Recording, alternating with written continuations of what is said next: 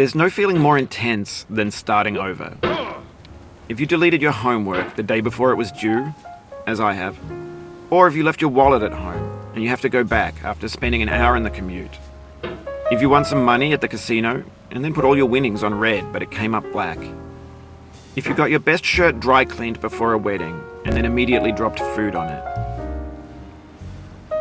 If you won an argument with a friend and then later discovered that they just returned to their original view. Starting over is harder than starting up. If you're not ready for that, like if you've already had a bad day, then what you're about to go through might be too much. Feel free to go away and come back. I'll be here.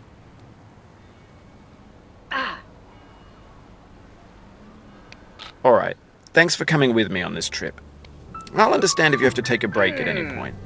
Just find a safe place to stop and quit the game. And don't worry, I'll save your progress, always, even your mistakes.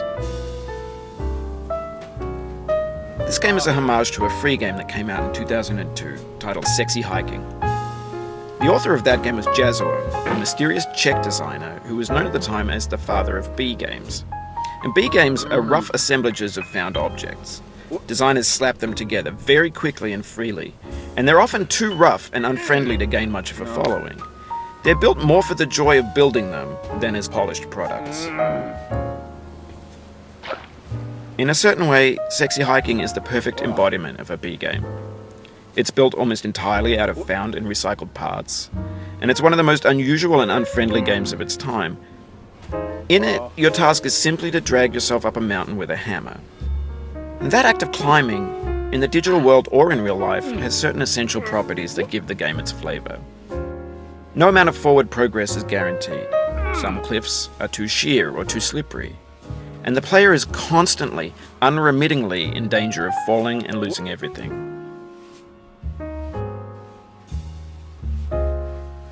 Anyway, when you start Sexy Hiking, you're standing next to this dead tree that blocks the way to the entire rest of the game.